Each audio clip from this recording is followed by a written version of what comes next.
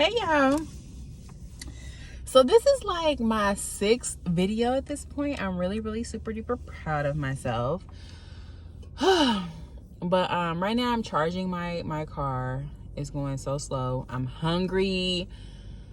I just wanted to come on here and talk because I am really going through it. My mental health is not good.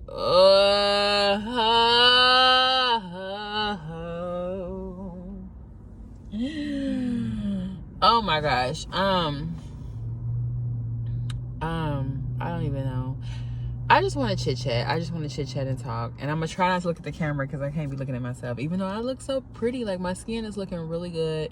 Even though I'm 30 pounds heavier. Yeah, from the beginning of this year till now, which this is October, November, the beginning of the year, January. You see what I'm saying? I done gained 30 pounds, which is like, when I tell you I be packing on the weight, I be packing on the weight. Ooh, I'm about to eat. Thinking of weight, I'm sorry, I'm hungry. I'm about to eat. I got a Pop-Tart and I got a banana. I don't care. I'm about to eat. But I'm also an emotional eater. Help me, Lord.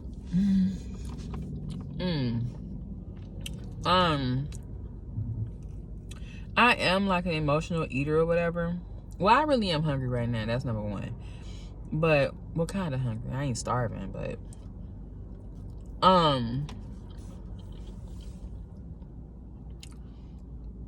I am an emotional eater. Lately, I've been getting so... The only word I can think of is convicted. Like, in a Christian way. But I really feel like lately it's been so clear to me, like, damn, you really just, like, eat all damn day. Like, I'm not even joking. Like, food, like, when you have a food addiction, like, I went to Overeaters Anonymous, like, before COVID. And I was like, I don't know if I'm because you got when you present yourself, you gotta say, hi, I'm Joy and I'm an overeater. Or you gotta say I'm addicted to food. You gotta say something like that. And I was like, I don't know if I'm gonna say that because I ain't one of y'all. But you know, because we don't really talk about these things as far as like sometimes you think overeating or you don't realize, like, being a fat person, you don't realize that you have that you eat, what is it, like you have disordered eating. Like eating disorders, you usually think of somebody that's skinny. Or if you want to say a person has an eating disorder, you might think a 600-pound life. But I ain't never been 600 pounds. And I'm obviously not anorexic or bulimic. But it's like, really, I mean, to me, to honestly, like, where I am at on my journey for my mental health and my understanding of life, if you're overweight, you got an eating disorder. You know what I'm saying? Unless you got, like, let's say some overactive glands or some medication or something that's having you gain weight. But if you are, like, eating in excess on a regular basis, and that's causing you to gain weight and to be overweight, you have an eating disorder. You do.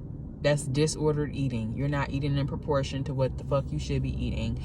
And now I'm not gonna lie, like, and I'm not just putting this on other people, I'm putting this on myself too. Like, it just kind of opened my eyes when I see, like, a fat person like my size or bigger. I think trauma. That's what I think. I think trauma. You know what I'm saying? Like, I think anxiety. You know what I mean? Because it's like, I don't know. It just kind of like hit me. Like, why the fuck is you this big? Like, I guess, like, lately I just been having therapy. This is the thing. When you guys are on a therapeutic journey or a healing journey, it's like stuff is revealed to me all the time. Things click in a way they didn't click before. Things make more sense. And I'm more sensitive. Like, the other day, I just started thinking about my mom. And I was like, my mom is sad. You know what I mean? Like, she's lived her life for everybody else. She's raised her kids. She, you know, never came into, like, any other purpose or whatever. You know, mediocre woman. I would say less than average. You know, no disrespect, I love her, but I'm just thinking about her and her attitude and how sometimes we don't get along, and I'm just like, she probably not that happy. And it just made me really connect with her emotionally. And I'm like, let me call my mom. And I started crying just like thinking of her. Or even this morning today. And I'm saying all this to say how like healing just brings up all these emotions like that I didn't used to have. But this morning I was getting off work and I was a little hungry, and I was just like, I'm about to get a sausage biscuit. You know, if I do eat out at a restaurant, I try to get something that's like real simple. So I'm like, a sausage biscuit, no egg, no cheese, no nothing, just a sausage biscuit. But then on my way to the place, I was like, no, I don't get it. Like, don't eat it. Like, just go home and go to sleep. Like, you don't need that. But I was like, I want it. So I got it, I ate it. And literally I got down to the last bite and I started thinking about my life and my family. And I started crying. I was like, I literally had food in my mouth, chewing up food like and I'm like, Joy, like, you should have never ate that sausage biscuit. That's the first mistake. So yeah, this journey, wow, when I tell you guys, like, healing is not for the faint of heart. Like, it's really, really not. It is so, like, when you, like, I'm at a place on my journey where it's like, I don't want to say it's no turn, but some things is no turning back.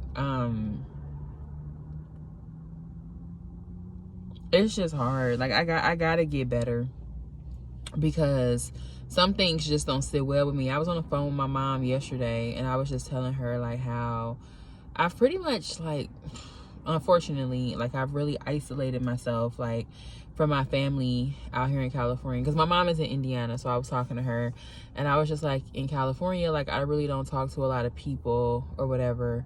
I don't talk to a lot of my family members. You know, we're cool, I ain't mad at nobody, but I just, like, keep my distance and do my thing. And some days, like, sometimes, like, if you know how it is, like, if you busy, that's why being busy, that's why I'm on, oh my God, I'm so overwhelmed. Let me keep it in perspective, so I don't want to jump around. Number one, I could write this down. See, I don't take notes, I just be freestyling.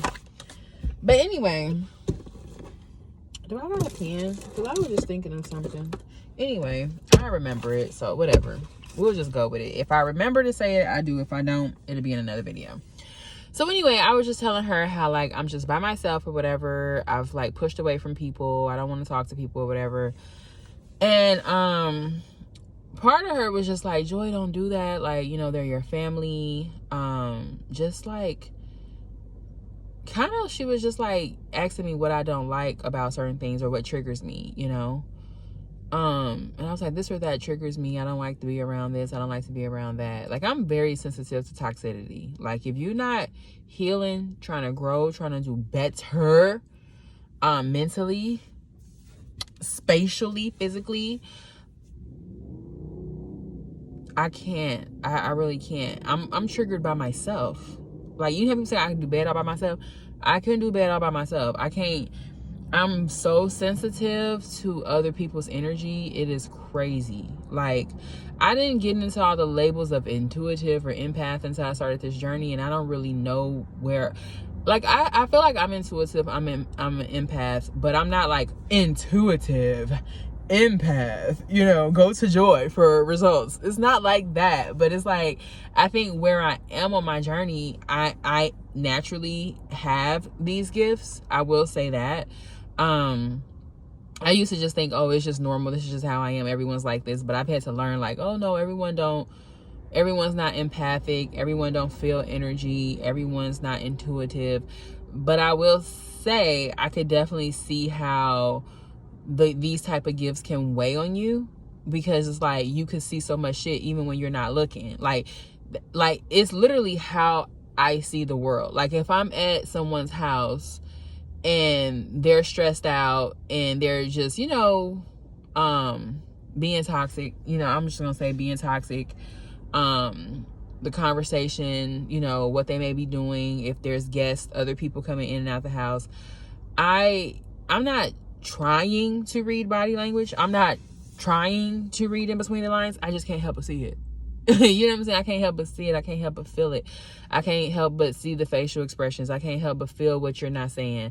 I can't help but see how, like, this is, you know, a hot mess. I can't help but you know, get a sense of how you're feeling, you know, what your routine is like or whatever. And it could be very sad. It could be very, very sad when I pull all of that in, you know. Or if people are like when I was a supervisor, it was hard as well. I remember being a supervisor and I remember being like, damn, this is hard. Like, I had my staff, you know how, like, you a staff member, right? And you call off to your boss and you lying. Like, at the end of the day, you can call off. You ain't got to tell me what. It's just you call off. You ain't even got to give me a reason, honestly. But, like, that type of stuff would get into me. Or, like, just people, hey, how you doing? Just to manipulate. And I'm looking at you like, And it's like, you know, you got to be professional. So I can't say, yeah, you full of shit. But I'm up here looking like, And then, oh, you over here, Before you know it, I got 4 or 5 people around me all trying to get something different, all trying to manipulate. But they got smiles on their face, but I'm just like seeing through everything. And it's like so draining, so tiring. And I'm just like, I just cannot, you know? So anyway, rewind back to what I was saying about my mental health right now and me just being by myself. Like, I definitely understand the need to kind of just like remove all the distractions, because this all it is nothing but a distraction. Some of the relationships, some of the conversation, all of that can just be a distraction. Like, healing is like a full-time job. It's a full-time job. To be honest with you, I'm actually grateful that I don't have kids, and I'm grateful that I'm not in a committed relationship with somebody, and I'm grateful that I do have, like, right now, like a low maintenance type of job where it's like I do get to just sit with myself sometimes and move at my own pace and just really like take the time to reflect, take the time to look into my closet. But I think on my bad days, I get like nervous or scared or frustrated because I'm like, oh, I'm not progressing. I don't have the job I want. I don't have the money that I want. Oh my God, I don't have the friends that I want. I don't have the relationship that I want. Oh my God, oh my God, oh my God, oh my God. And I feel like I'm doing something wrong, you know? But like moments like this is helpful for me because I remember like, no, like we have to give value to sitting still and healing. And that's what I'm doing. It's so, oh my God, let's talk about that for a second. Like, this is, and I'm saying this because I'm experiencing this right now. The world that we live in, you have to be go, go, go, go, go, go, go, go, go all the time. And I'm saying that because I'm experiencing that. Like, I've heard people say that shit like on the radio or in TV, and I'm like, okay, whatever. No, you do have to be go, go, go all the time. Like, I'm a single female, right? And if I quit my job and be like, oh, I want to live in my car, I just need, you know, like, do you guys realize that if you're a single person and you're not like getting money from, I don't know, like school or somebody putting money in your hand or something like that, like if you actually have to work like the average person, like, you don't get to stop. Unless you're rich, but I'm just talking about the average person. Like, you don't get to stop. You have to constantly work every day. You know, if you have a decent job, you get the 2 weeks vacation, but that's bullshit too, because if you take a day off here and there, that's PTO, and then that's part of your vacation, so you really never get 2 solid weeks. But even with that being said, you gotta work every day. 2 weeks off ain't And I be astounded because most people I be looking at most people like they doing it though. They is really doing it. And I'm like, I cannot. I'm so tired. I'm so exhausted. I'm so burnt out from like this rat race of spinning my wheels. I'm so tired. You know what I mean? And it's like, if I chose to take a step back from working like a dog, and I wanted to just like intentionally get away, push away. That's what made me want to go live in my car. And it was honestly also just like the best option that I had at the time. It wasn't like I could live with somebody who could take care of me or anything like that. It was like the best option that I had for how I thought that I could attain some type of mental space and freedom and some control over my life. But it's just like, it's crazy because when you take a step back to rest, everyone looking at you like you crazy. Why you not working? What? And I'm up here like, I was like, half of me felt really crazy in that moment where it's like, I gotta come up with a reason, you know? Because I know the societal standards and like, you know, the rules. So I feel like, shit, I'm doing something wrong. But then like, I only feel that way because it's like, I know I'm being judged. But like, when I sit alone with my thoughts, like right now, I'm like, because I want to take a break because I'm tired of working every day. Are you kidding me?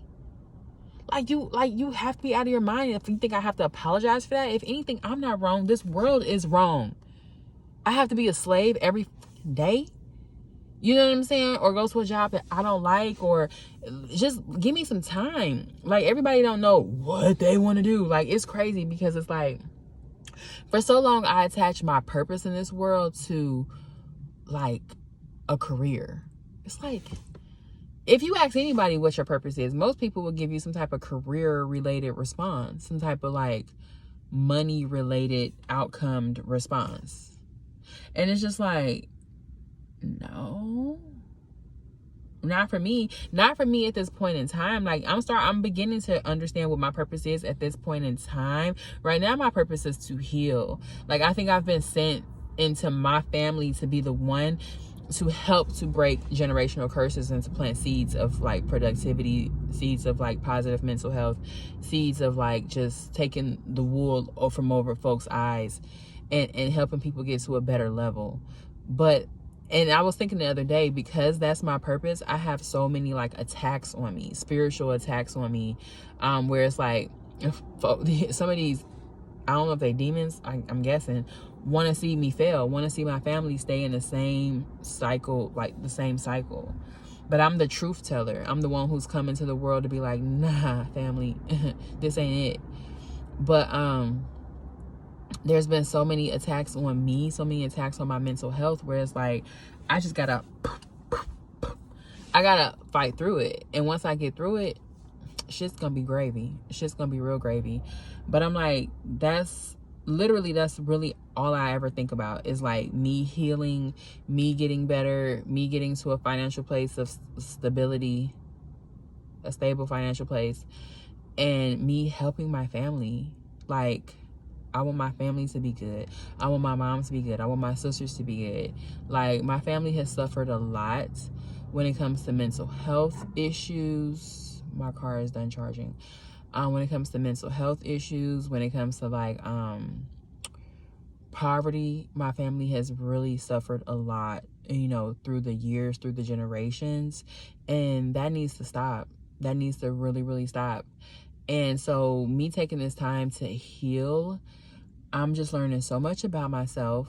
I know God is preparing me for something better. Like, I know that. Even though, like, literally, y'all, like, I have really been having, like, I think the other video I did, I kind of briefly talked about suicidal thoughts. Like, it's nothing, again, major where I'm like, I want to kill myself. But it's like, literally, some days, that's how heavy things is on me. Where I'm just like, game over. Like, damn. This is so heavy. But even though like some days I feel like that, I get like that, I'm just like, no, I have to keep going because I have hope. I have hope that things will get better, and I really, really want to just see myself and my family in a better position. And when I talk about my family, I'm referring to, I usually think about my mom side of the family first. That's who I grew up with. But both sides of my family, it's just a lot of suffering and hurt people on both sides of my family. So it's like, I'm praying for all of our mental health and things like that. And it's just like, yeah, that's what I was gonna say earlier. I was on the phone with my mom. Well, one of the things I was gonna say when I was on the phone with her, she was like, well, just like, don't push away from people, just like deal with it or whatever, like that's your family, blah blah blah blah. And I'm like, Mom, I'm not gonna go along to get along or get along to go along. What? She's like, well, yeah, you're right, because I don't like that either. I don't like that. I'm like, I can't just like be around people that's toxic just because you're my family. Like I said again, if you're not working to change, to improve, to be conscious, like I'm so conscious. Like when you're conscious, oh my God. Oh. When you've seen the light, you can't go back into the dark. How? Knowledge is power. You know what I'm saying? When you've seen the light, you cannot go back into the dark. I'm not sure if they've done studies on that or if there's some philosophy behind that, but how do you go back into the dark? It's like, I think I'm in like this middle space of like, I'm out the dark, but I'm not quite in my purpose. I'm not quite living how I want to live. I don't have all the things. Everything is not clear. I'm like in this in-between space where it's like, I can't go back, but I'm also struggling to go forward. You know what I mean? So it's like an in-between space, but it's like, I ain't about to go along to get along. But that's why I was sent here, like on a spiritual, like I'm really starting to get into like spirituality even more and more and more, like outside of just Christianity, but like spiritually, like for real, thinking about like, reincarnation or like past lives or like, sent here for this or that mission. Baby girl was sent here for a mission, for real. And I really want to live that out and complete my purpose, for real. That's very, very important to me. Very, very important to me. So with that being said, I'm cut from a different cloth. I'm built different. I'm not the same. And I know y'all might be like, okay, what? You just big up in yourself. I'm just being facts. I'm sorry. Facts.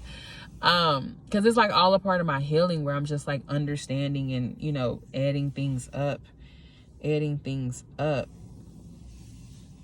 And side note, sometimes when you're healing, like, like when you are not well, disease, like all that trauma in your body can like come out and manifest as disease. And lately I've been healing. Like I said, I've been crying more. I was crying this morning with a sausage biscuit in my mouth. Like, what the? You know what I'm saying? Like I was crying last night. I was crying just a few hours ago at the stoplight, just tears coming down my eyes. I'm purging. I feel like I'm purging. And I'm just like, get this trauma off of me. Get this out of me. And lately I've been getting boils. Like I've been getting boils. I haven't gotten boils in years, but I also feel like that's just like my body being like, get this, just get this out of me. So that's very, very interesting or whatever. Yeah, so this is gonna probably be a part 2 because right now I'm about to finish charging my car, so I'm gonna turn this off. But I still want to continue to have this conversation about this mental health check-in. You know what I mean? Because it's like, this video is me venting and getting stuff off my chest, but I also want to help other people that's going through stuff. You know what I mean? Like, I think it's important for me to post right now when the load is heavy, because it's hard. If you have depression, I've never really like categorized myself as depression, but like I do be having depression. Like right now I'm in a depressed state. It's levels to it, but it's hard. It's hard to like sometimes see through the clouds, see through the rains, to see it's like mentally you're so tired, so exhausted, like just don't have the energy, can't think of the bright side, can't see the bright side, and it can be really, really hard. So right now I'm not like at rock bottom as far as like depression. I'm kind of like this is the bottom, this is like no depression, and I'm like maybe like right here, you know what I'm saying? So it's like I still have the ability to get up, get out the bed, to go to work.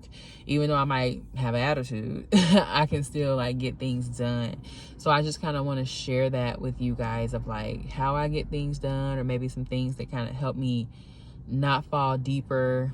One thing is tomorrow I know I have therapy session, and I do want to get like another therapist that has like even more knowledge and skills that can help me even more, because the therapy I'm in now is just like me talking. And like my therapist kind of reflects some of my feelings or emotions or whatever, and does a lot of validating, which is cool. But I like it though, because it's like I just need that, like, even though it's like just a little bit of accountability, or just a little person that's like understanding my journey, and I just need that. So I look forward to my sessions with her. Some days she'd be like, if I have like a attitude, or if I'm not in a good mood or something, or maybe I look down, or maybe I'm late, she'd be like, did you not want to come to session today? Like, how do you feel? I'm like, no, I always want to come to session. There's been a couple times that I've canceled, but it was only because I forgot I had session early on. But it's like I've always looked forward to my time with her. Like, guys, one thing about therapy is like, it's only as good as you make it. You might have a therapist that can wow you, but for the most part, it's like you gotta wow the therapist. Like, it's only as good as what you make it. Like, you're the one, like, all of my therapy is really done outside of therapy. It's really me reading, talking, praying, meditating, and I bring back stuff to her that I've been working on. Oh, I read this book, Walking on Eggshells. Or I read this book, Unmasking Autism. Oh, I learned this about dismissive avoidant, and I think this is how this relates to me. Or I read this about being a scapegoat, or my dad being a narcissist, or my mom having borderline personality disorder, and this is how it relates to me. So I be bringing her the stuff. She probably be like, ooh, let me go back and read a little bit, because I be bringing her all the goods. But anyway, I'm gonna wrap this video up. Finish charging my car like I said, and then we're gonna see if I indulge into a part 2.